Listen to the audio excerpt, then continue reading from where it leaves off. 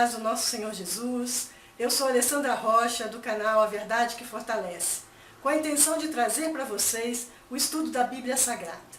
A nossa abordagem será o estudo da Bíblia, versículo a versículo, porque através dessa abordagem nós vamos diminuir o perigo da má interpretação e da má aplicação da palavra do Senhor, e que nos obriga a um estudo de cada texto em seu contexto. O conhecimento que nós queremos adquirir é um conhecimento equilibrado, daquilo que Deus quer trazer para nós. Então, meus amados, é um grande desafio essa proposta de estudo. Mas acredito que através da graça e da ação do Espírito Santo nas nossas vidas, nós vamos alcançar esse objetivo. O objetivo de ter as nossas vidas fortalecidas na palavra do Senhor, de melhorar a nossa comunhão com Deus e com os irmãos, a nossa fé inabalável, consciente daquilo que o Senhor deseja para nós e daquilo que iremos alcançar com essa comunhão e na liberdade que temos agora de estudar a palavra do Senhor. Mas antes de qualquer coisa, meus queridos, vamos fazer uma oração? Senhor Deus, gracioso Pai, colocamos o nosso coração na Tua presença, sabendo, meu Deus, que precisamos da Tua ajuda para iluminar as nossas vidas, iluminar os nossos corações para o conhecimento da Tua palavra. Peço nesse instante, Senhor, que o Senhor vai visitar cada um dos irmãos que está ouvindo essa mensagem, ouvindo esse estudo, para que eles sejam edificados com a graça e iluminação do Teu Espírito, a fim de que possam conhecer o verdadeiro propósito do Senhor para a vida de cada um. Porque o importante, Senhor, é estarmos no centro da Tua vontade. É o propósito de conhecermos a Tua palavra, estarmos enraizados nos Teus princípios, para que possamos glorificar o Teu nome. Assim nós oramos, ó Pai, agradecidos pela liberdade e oportunidade de estudar a Sua palavra, em nome de Jesus. Amém? Amém, queridos? Então vamos começar o nosso estudo.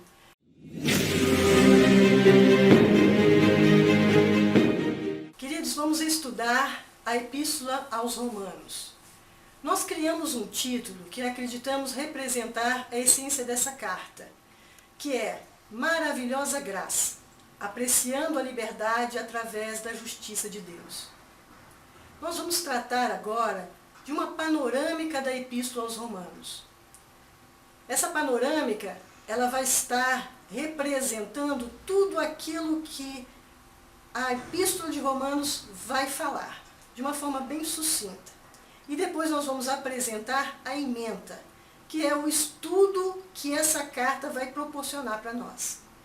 Quero lembrar que na descrição dos vídeos eu vou colocar a bibliografia, que são a lista das nossas buscas de livros e de informações para que a gente pudesse trazer esse estudo da Epístola aos Romanos a vocês. Então vai ser disponibilizado a vocês na descrição do vídeo, tá? Vamos agora falar sobre a panorâmica da Epístola aos Romanos.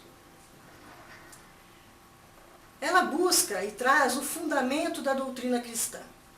Que fundamento é esse? E nada mais é do que a proposta do reino de Deus. E nessa proposta, cada cidadão ele deve estar conectado, aliançado com Deus, aprofundando as suas raízes na palavra do Senhor para produzir frutos. Tendo a consciência de que essas raízes, elas são os alicerces da nossa vida cristã, através da nossa vida espiritual, através da palavra de Deus. Veja bem, esse alicerce, ele produz princípios eternos, que é capaz de fazer a gente discernir o que é certo e o que é errado, o que convém e o que não convém para a nossa vida. E os frutos são as ações de amor que nós vamos produzir e vamos trazer ao mundo, revelar ao mundo a essência do Senhor Jesus em nossas vidas. Então esse reino dos céus está determinada, está relacionada na doutrina cristã. Ela é apresentada de uma maneira bem sistemática no livro de Romanos. Vimos que Paulo é o autor dessa epístola, para uma igreja que ele não fundou. Vimos, através dos estudos, que várias pessoas acreditam que essa igreja ela foi constituída, ela foi fundada pelos cristãos que se converteram em Pentecostes. Vale aqui ressaltar que até o momento da carta de Paulo não houve nenhuma instrumentação doutrinária dessa igreja. Eles nunca alcançaram nenhum apoio de referência doutrinária. A carta de Paulo foi a primeira determinação doutrinária que eles conheceram. Quem escreveu essa carta foi um homem chamado Tércio. Ele agiu como um redator dessa carta. Nós vimos isso em Romanos, capítulo 16, verso 22, que diz assim: Eu, Tércio, escrevi essa carta, mando saudações no Senhor. Então a gente tem aqui a certeza e a convicção que foi Tércio que escreveu a narrativa de Paulo, certo? Vimos também que essa carta foi escrita 57 depois de Cristo, num período em que Paulo estava em Corinto, durante a sua terceira viagem missionária. Vamos ver agora um mapa. O mapa da terceira viagem de Paulo. Que ele estava em Corinto, de partida para Jerusalém. Nós comprovamos essa intenção de ir para Jerusalém através do que diz em Romanos, capítulo 15, verso 25 e 26, que diz o seguinte: Mas agora estou de partida para Jerusalém, a serviço dos santos, porque a Macedônia e a Caia resolveram levantar uma coleta em benefício dos pobres dentre os santos que vivem em Jerusalém. Aqui nós temos a certeza de que a intenção de Paulo era ir para Jerusalém. Essa carta ela foi escrita em Corinto por Paulo e entregue a Febe, com a responsabilidade de entregá-la à igreja em Roma. Nós vimos isso através das recomendações que Paulo fez aos romanos, em capítulo 16, verso 1 e 2, que diz o seguinte: Recomendo-lhes a nossa irmã Febe, que está servindo na igreja de Cencreia, para que vocês a recebam no Senhor como convém aos santos, e a ajudem em tudo o que de vocês vier a precisar, porque ela tem sido protetora de muitos, inclusive de mim. Vimos aqui a recomendação de Paulo a Febe. Então sabemos que essa carta foi entregue a ela. Já em 1 Coríntios, capítulo 16, verso 1 e 7, e em 2 Coríntios, capítulo 8 e capítulo 9, nós encontramos as instruções para as coletas que Paulo realizou nas igrejas. Seria interessante, meus queridos, vocês lerem essas referências bíblicas para alcançarem um melhor entendimento sobre esse assunto. Mas eu só quero aqui fazer algumas considerações sobre a intenção de Paulo em levantar essas coletas. Ele estimulou nas igrejas o amor e a fraternidade entre os irmãos. Oferecer e aceitar ajuda promoveu a união e a amizade entre os gentios e os judeus, que partilhavam tanto das dádivas espirituais como as dádivas materiais. Vamos prosseguir aqui na panorâmica da epístola. Paulo apresenta aqui dois propósitos principais na sua carta. O primeiro propósito é expandir a sua área ministerial para o oeste da Europa. Ele queria ir para a Espanha. Ele visava transmitir as convicções e o evangelho pregado por ele como forma de apresentar-se e como a ajuda aos romanos. Ele via na cidade de Roma um grande potencial para a divulgação do evangelho. Porque Roma era uma cidade diversificada através da cultura, da política, da religião, da economia. Havia aproximadamente 1.500.000 pessoas, sendo que mais da metade dessas pessoas eram escravas. Então havia um grande abismo social.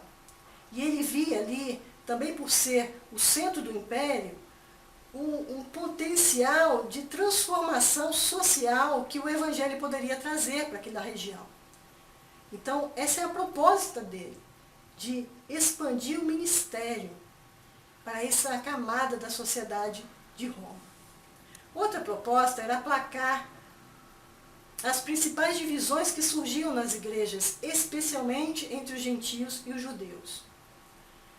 Por esse motivo é que ele detalhou tão fartamente o evangelho, a fim de que, através do conhecimento, essas divisões fossem dissipadas. Por quê? Hoje nós vimos também uma grande preocupação com a propagação do evangelho. Um evangelho tão raso que está sendo ministrado, e que não dá para a gente diferenciar de quem é cristão das pessoas do mundo. Por quê? O relativismo e o politicamente correto entrou nas igrejas e feriu de uma forma muito forte os princípios do Evangelho. Tornou-se uma coisa tão rasa a separação do cristão com o mundo, que fez o mundo entrar dentro da igreja. Então, de certa forma, meus queridos, eu acredito que o estudo da Epístola de Romanos vai trazer uma retomada dos princípios do Evangelho da graça do Senhor Jesus. Vamos prosseguir agora falando sobre aos destinatários, como é que essa carta aborda. Bom, vemos aqui através desse gráfico em que, para o povo judeu e gentio, a influência foi destaque para a responsabilidade individual pelo pecado e no plano de Deus, tanto para os judeus quanto para os gentios. Quanto às necessidades, tem a característica de reconhecer a doutrina pregada por Paulo, a explanação das doutrinas principais, como a depravação humana, justificação pela fé e a graça. Nós vimos também, quanto ao interesse, o apoio para a viagem à Espanha. Paulo apresenta de forma formal o seu ministério, bem como de seus planos para o futuro. Vimos também qual é o interesse em fortalecer a identidade cristã. Paulo ele toma como pressuposto que seus destinatários são cristãos. Então ele levanta questões acerca da fé e do viver em Cristo. Então, ao que nós vimos até agora, da panorâmica aos Romanos, nós vimos que a intenção de Paulo é fortalecer o Evangelho e deixar bem claro quais são as intenções futuras dele de visitar Roma para poder chegar até a Espanha. Isso aqui é a panorâmica. Agora nós vamos estudar a ementa. Quais são os assuntos que essa epístola traz para nós? Vimos que a Epístola aos Romanos é a mais completa e pura, grandiosa declaração do Evangelho encontrada no Novo Testamento. Vimos também que mostra que o Evangelho é o poder de Deus para a salvação dos judeus e gentios. Ela revela que o homem perdido no pecado é reconciliado com Deus mediante a sua graça. Essa graça é o que nos justifica e nos qualifica a ter comunhão com Deus. Essa é a apresentação principal da carta. Esse foi o objetivo principal de Paulo. Mas nós vamos ver que os objetivos gerais, ele mostra um detalhamento maior. Olha só, contendo um forte conteúdo doutrinário, esta epístola aos Romanos busca tratar alguns temas mais profundos do cristianismo. As doutrinas da chamada eleição, da predestinação, da justificação, da glorificação e da herança eterna. Busca-se o renovo espiritual. Bom, advindo da leitura, do estudo dessa carta, como ocorrido com muitos crentes ao longo da história, como Agostinho, Martinho Lutero, John Wesley, Karl Barth, entre outros, nós vimos que houve um renovo espiritual para quem buscava escrever, ou estudar essa carta, né? Então, por exemplo, o Agostinho, ele queria ser cristão, mas não queria largar as alegrias do mundo. E quando ele estudou essa carta, lá em Romanos, capítulo 13, verso 13 e 14, ele se deparou, ele foi confrontado com a palavra e teve a sua vida transformada.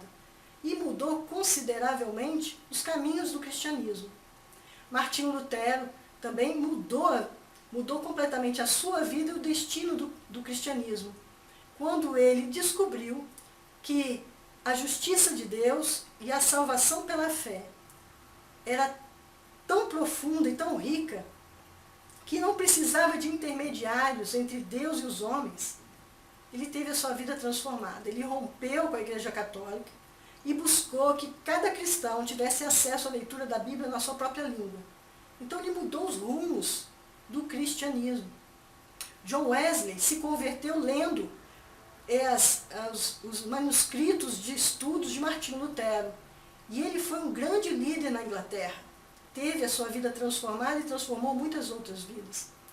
Karl Barth, por exemplo, ele era um teólogo liberal que em 1920 mudou seu entendimento. Ele acreditava que o reino de Deus era a marca religiosa do socialismo.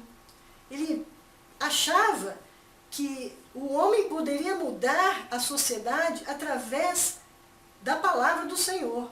Mas ele não via e não reconhecia que o reino de Deus era radicalmente uma proposta nova e vinda de Deus.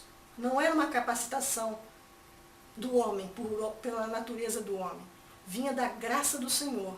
Então ele viu que os seus pensamentos socialistas não tinham fundamento dessa forma na palavra do Senhor. Então todo esse renovo espiritual é que nós buscamos através do estudo da palavra de Romanos. Vamos agora dar continuidade falando sobre os objetivos específicos. Nós buscamos através desse quadro aqui abarcar todos os objetivos. É compreender o Evangelho da graça, da salvação da ira. O Evangelho nos salvou da ira de Deus. Vamos reconhecer que não há nenhum justo, portanto há uma necessidade universal da salvação em Cristo. Buscamos analisar a justificação somente pela fé em Cristo Jesus. Assimilar os benefícios da justificação. Evidenciar a maravilha da graça, da liberdade do pecado. Entender a lei, a carne e o espírito. Identificar as promessas de Deus a Israel no plano de redenção. Assimilar e agir conforme a nossa vida prática em Cristo Jesus. Conhecer e aplicar os deveres civis, morais e espirituais diante da sociedade. Constatar e promover a tolerância cristã. Olha, nós queremos, através dessa carta, descobrir a cosmovisão missionária e promover o cultivo das relações interpessoais. Nós buscamos tudo isso e nós acreditamos que através da graça do Senhor, nós vamos alcançar esses entendimentos, a fim de que a nossa vida seja transformada. Nós queremos aqui, através de poucas palavras, resumir aquilo que a Epístola aos Romanos representa. É uma maravilhosa graça, apreciando a liberdade através da justiça de Deus. E nós buscamos estabelecer com imensa clareza o verdadeiro evangelho da salvação de Deus e a prática da nossa vida em Cristo. É tudo isso que nós vimos na panorâmica e na ementa. O objetivo é esse, estabelecer essa imensa clareza do evangelho e sabermos qual é a prática da nossa vida em Cristo Jesus. Espero, irmãos, que nós venhamos alcançar isso. Agora nós vamos na prática da palavra. Vamos lá. Estudo da Epístola aos Romanos. Maravilhosa graça, apreciando a liberdade através da justiça de Deus. A unidade 1, que nós estamos começando agora, nós intitulamos de Justificação para o Pecador. Vai do capítulo 1 ao capítulo 4. A introdução dessa epístola, que nós vamos ver, é do capítulo 1, verso 1 ao verso 7. Vamos à leitura. Romanos, capítulo 1, verso 1 a 7. Paulo, servo de Cristo Jesus, chamado para ser apóstolo, separado para o Evangelho de Deus, que ele, no passado, promoveu por meio de seus profetas nas Escrituras Sagradas. Este Evangelho diz respeito ao seu Filho, o qual, segundo a carne, veio da descendência de Davi, e foi designado Filho de Deus com poder, segundo o Espírito de Santidade, pela ressurreição dos mortos, a saber, Jesus Cristo, nosso Senhor. Por meio dele, viemos a receber a graça do apostolado. Vou começar de novo. Por meio dele, viemos a receber a graça e apostolado por amor do seu nome, para a obediência da fé entre todos os gentios. Entre esses se encontram também vocês, que foram chamados para pertencerem a Jesus Cristo. Todos os amados de Deus que estão em Roma, chamados para ser santos. Que a graça e a paz de Deus, nosso Pai, e do nosso Senhor Jesus Cristo estejam com vocês. Bom, nós lemos esses versículos, agora vamos entender de forma bem objetiva o que Paulo queria dizer com esses versículos. No verso 1, Paulo se apresenta. Ele informa a sua posição. Servo de Jesus Cristo, ele pertence ao Senhor Jesus porque o comprou. Ele era servo, escravo voluntário por amor a Cristo. Vimos aqui que Paulo reconheceu o sacrifício de Jesus Cristo na cruz, sabendo que Jesus o comprou, e ele se via na responsabilidade em amor de divulgar o Evangelho. Então ele era servo. A informação do seu cargo agora. Ele era apóstolo, isso que significa mensageiro enviado. Ele foi chamado para este cargo. Ele não se nomeou. Paulo, ele tem o direito de falar por Cristo. Aqui deixa bem claro o seu cargo, porque muitos falsos profetas colocavam em xeque, falavam que Paulo não era apóstolo, colocava em questão esse apostolado dele. E ele sempre reafirmando, ele não se intitulou apóstolo, ele foi nomeado, ele foi chamado para este cargo. Então, além das pessoas terem o direito de ouvir o que ele está falando, ele também tinha autoridade naquilo que estava falando, porque ele representava o Senhor Jesus. Ele informou também o seu propósito, destinado para divulgar o Evangelho de Cristo. Ele tinha um comprometimento especial de dar testemunho da ressurreição de Jesus. Eu gosto muito dessa palavra, comprometimento. Paulo, ele tinha um comprometimento que é mais do que um compromisso. Dia após dia, a intenção dele era divulgar e testemunhar a ressurreição de Cristo. Nós vimos isso muito claramente em Atos, capítulo 9, verso 15, no capítulo 22, verso 14 ao verso 15. Vamos dar uma olhada. Mas o Senhor Jesus disse a Ananias, vá, porque este para mim, um instrumento escolhido para levar o meu nome diante dos gentios e reis, bem como diante dos filhos de Israel. Vimos isso em Atos capítulo 9, verso 15. E no capítulo 22, verso 14 e 15, vimos que Ananias disse a Paulo assim, então ele disse, o Deus de nossos pais escolheu você de antemão para conhecer a vontade dele, ver o justo e ouvir a voz dele, porque você terá de ser testemunha dele diante de todos, anunciando as coisas que você tem visto e ouvido. Então Paulo conhecia de uma forma bem clara o propósito dele diante do Evangelho, diante da divulgação do Evangelho e da testemunha que ele deveria ser para o mundo de Cristo Jesus. Agora eu gostaria de levantar uma questão, queridos, que é muito importante. Da mesma forma que Paulo sabia da sua posição, sabia do seu cargo, sabia do seu propósito, nós também temos que saber o nosso propósito em Cristo Jesus. Então vamos estabelecer de uma forma aqui bem rápida uma interpretação da nossa vida em Cristo. Nós temos que trazer esse conhecimento para a nossa vida, guardar no nosso coração, e essa tem que ser a nossa meta. Nós temos que saber que somos comprados. Nós pertencemos a Cristo Jesus. Vimos isso em 1 Coríntios capítulo 6, verso 20. Porque vocês foram comprados por preço. Agora, pois, glorifiquem a Deus no corpo de vocês. Nós também temos que saber que somos servos, escravos voluntários por amor. Vimos isso em 1 Coríntios capítulo 7, 22. Pois quem foi chamado no Senhor sendo escravo, é liberto que pertence ao Senhor. Do mesmo modo, quem foi chamado sendo livre, é escravo de Cristo. Somos escravos, nós somos comprados e somos também Muitas pessoas acham que eu não sei qual o chamado de Deus para a minha vida, eu ainda não conheço o chamado do Senhor para a minha vida. De acordo com 1 Pedro, capítulo 2, verso 9, nós vamos saber o nosso chamado.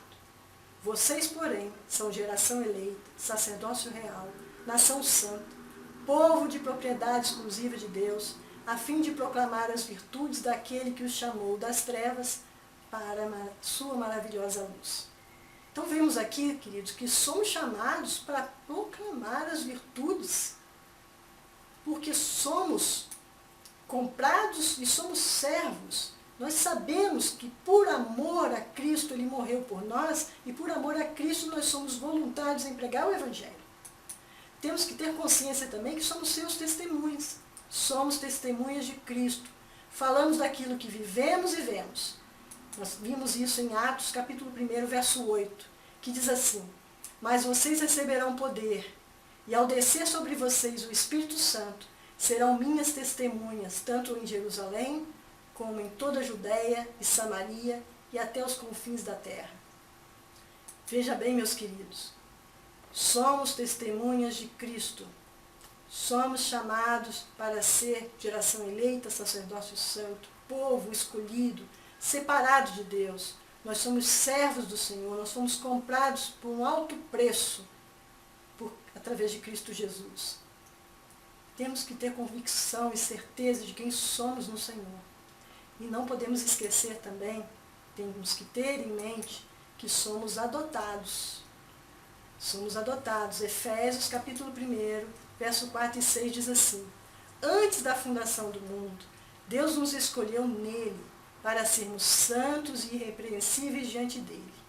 Em amor nos predestinou para ele, para sermos adotados como seus filhos, por meio de Jesus Cristo, segundo o propósito de sua vontade, para o louvor da sua glória e de sua graça, que ele nos concedeu gratuitamente no amado. Então, segundo o propósito de sua vontade, para o louvor da sua glória, para o louvor da glória de sua graça, nós somos alcançados, meus queridos. Nós somos filhos de Deus. Nós somos adotados pelo Senhor. E temos inúmeros benefícios. Aqui eu coloquei alguns. Nós temos acesso ao trono de Deus. Vemos isso em Hebreus capítulo 4, 16. Portanto, aproximemo-nos do trono da graça com confiança, a fim de recebermos misericórdia e encontrarmos graça para ajuda em momento oportuno. Nós somos também corrigidos, vimos isso em 1 Coríntios, capítulo 11, verso 32, que diz assim: mas quando julgados, somos disciplinados pelo Senhor, para não sermos condenados com o mundo. Ele nos disciplina para que a gente não venha a ser condenado com o mundo. Tamanho é o amor do Senhor. Nós somos também instruídos, vimos isso em João, capítulo 6, verso 45, que está escrito nos profetas: e todos serão ensinados por Deus. Portanto, todo aquele que ouve e aprendeu do Pai, esse vem a mim. Nós somos ensinados por Deus, queridos, a todo instante, e principalmente através das adversidades da vida. Nós somos preservados. Vimos isso em 1 Pedro, capítulo 1, verso 5, que são guardados pelo poder de Deus, mediante a fé, para a salvação, preparada para ser revelada no último tempo. Nós somos guardados, meus amados. E somos também protegidos. Vimos isso em Salmos, capítulo 46, verso 1. Deus é o nosso refúgio e fortaleza, socorro bem presente nas tribulações. Ele é o nosso socorro, é onde nós podemos nos abrigar no momento de dificuldade. Então, da mesma forma, meus amados, que Paulo sabia e tinha convicção daquilo que ele é, daquilo que ele era em Cristo Jesus, do objetivo da vida dele, nós também temos que buscar isso. Temos que saber que esses princípios têm que estar no nosso coração, para que nós possamos buscar com diligência, com determinação, com comprometimento, servir ao Senhor de todo o nosso coração, de toda a nossa força, com todo o nosso amor. Porque é isso que somos em Cristo. Vamos guardar isso, tá certo? Vamos continuar aqui naquilo que Paulo está falando para nós nessa epístola. Nos versos 2 e 4, Paulo apresenta o Evangelho. Deus prometeu por meio dos seus profetas. Ele diz assim, o Messias, portanto, ele era anunciado e ansiosamente esperado pelas boas novas. Ele não era uma inovação que Paulo anunciava. Ele não inventou nada. Ele estava falando do Messias. O Messias que os profetas proclamavam que estaria por chegar. Então ele estava falando desse tesouro ansiosamente aguardado, que tinha muito valor. Ele não estava inventando. Ele estava falando do Messias. Então, no tocante ao Filho de Deus, ele disse o seguinte, segundo a carne, veio da descendência de Davi, e segundo o Espírito, designado Filho de Deus, com poder. Nós vimos isso em 2 Coríntios, capítulo 13, verso 4, que diz o seguinte, porque de fato foi crucificado com fraqueza, mas vive pelo poder de Deus. Porque nós também somos fracos nele, mas vivemos com ele pelo poder de Deus para o bem de vocês. Então aqui nós temos a confirmação de que o Senhor Deus deu a Jesus a autoridade e poder. A morte e a ressurreição foi a vitória decisiva. E ele comprova isso através dessa apresentação do Evangelho. Vimos também que ele anuncia Jesus Cristo, nosso Senhor. O nome do nosso Senhor significa Salvador, que é Jesus. Ele fala do cargo de Jesus. Ele era Cristo, significa ungido, o Messias. Ele fala da posição que o Senhor Jesus Cristo tinha. Ele era Senhor, que significa mestre e regente. Então, diante dessa explanação do representante do Evangelho, do representante das boas novas, Paulo anunciou aos romanos quem era, de quem ele estava falando. Vimos aqui no versos 5 e 6 que Paulo apresenta o seu ministério. Ele fala do atributo que foi dado a ele. Ele recebeu a graça do apostolado. Aqui eu coloquei vários versículos que comprovam essa graça recebida por Paulo para o apostolado. Ele também foi alvo. Ele falou do alvo dele, de efetuar a obediência por fé. Paulo une a obediência à fé. A todo momento ele fala sempre que quem obedece tem fé. Prova a sua fé através da obediência, como prova o seu amor através da obediência. A fé salvadora, a fé verdadeira, sempre produz obediência e submissão ao senhorio de Cristo. Isso Paulo fala sempre ao longo de suas cartas. Ele também mostra aqui, ele apresenta aqui a dimensão do seu apostolado, preferencialmente a todos os gentios. Os romanos estavam dentro da comissão de Paulo, por ser uma igreja principalmente gentia. Então esse era o alvo dele, edificar essa igreja que era essencialmente gentia. E ele também fala da intenção dele, de glorificar o nome de Jesus. Aqui eu faço um pequeno adendo, né?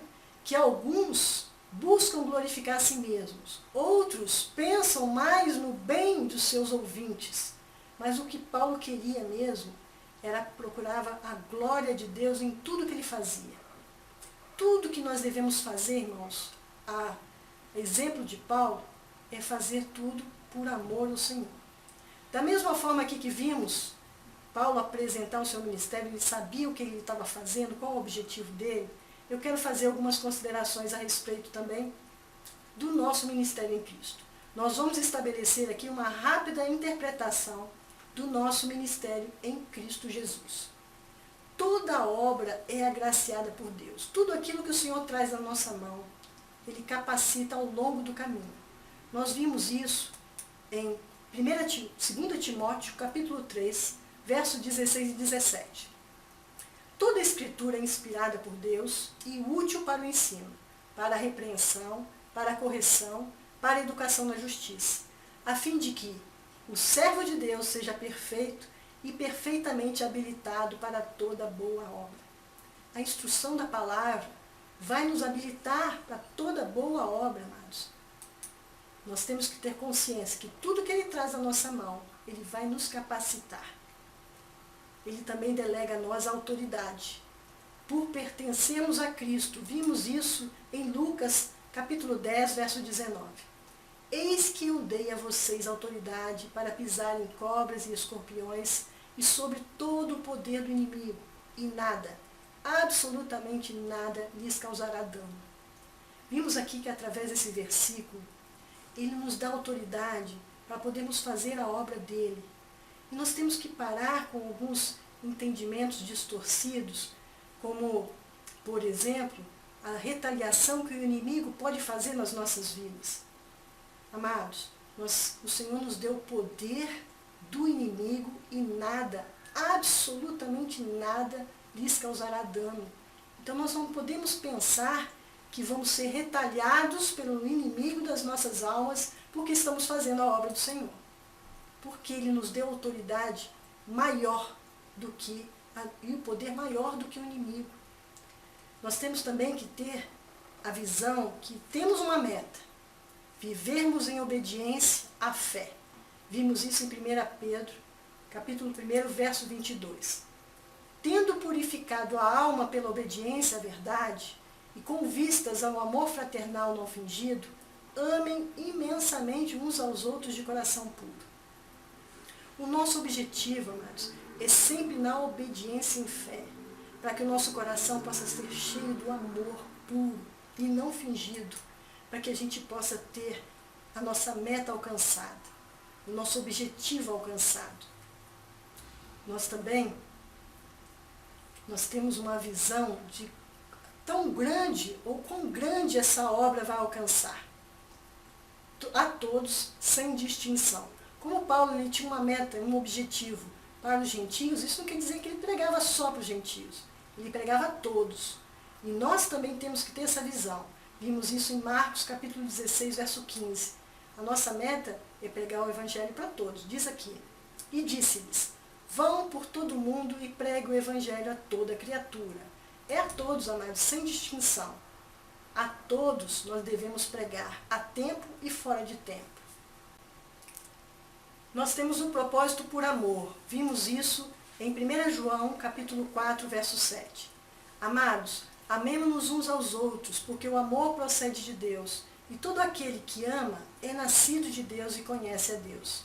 Então nós vimos aqui, queridos, que o amor é que move as nossas atitudes para a obra do Senhor. Nós somos capazes de fazer a obra porque Ele nos capacita ao longo do caminho. Ele nos deu autoridade porque nós pertencemos ao Senhor e temos uma meta de viver em obediência e fé, para que a gente possa alcançar essa graça de lançar o Evangelho a toda criatura, a todos sem distinção, e sempre por amor, movidos por amor, porque o amor é a essência do nosso Deus e devemos representar, dar testemunho do nosso Deus aqui na terra. Então nós temos que ter as mesmas convicções que Paulo tinha ao anunciar aqui nessa carta qual o propósito dele em Cristo. Nós temos que ter também firme os nossos propósitos em Cristo, através da nossa vida, no nosso dia a dia. Isso é muito interessante a gente estabelecer nas nossas vidas, ter essa convicção. Vamos continuar. O que Paulo está dizendo? No verso 7, na parte A. Ele descreve os leitores da carta. Ele diz que os leitores da carta são os amados de Deus, são os romanos, chamados para serem santos. Aqui eu fiz esse parêntese aqui, que é muito importante. Chamado a ser santo é diferente de ser perfeito. O chamado lhe proporciona uma bênção e uma responsabilidade. Mas a santidade quer dizer separado, queridos. Não quer dizer santo, sem defeito.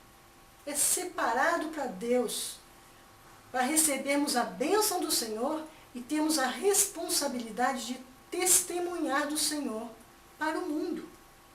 Isso que nós somos chamados, como os romanos também são chamados para isso. E Paulo levanta essa questão aqui, quando ele descreve os amados da carta.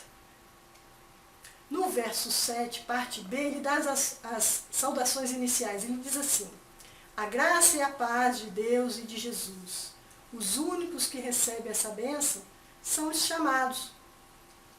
Meus queridos, os chamados são aqueles que que receberam a palavra do Evangelho, aceitaram o Senhor Jesus em seu coração, esses eles podem desfrutar da graça e da paz da parte de Deus e de Jesus Cristo. Nós podemos desfrutar disso.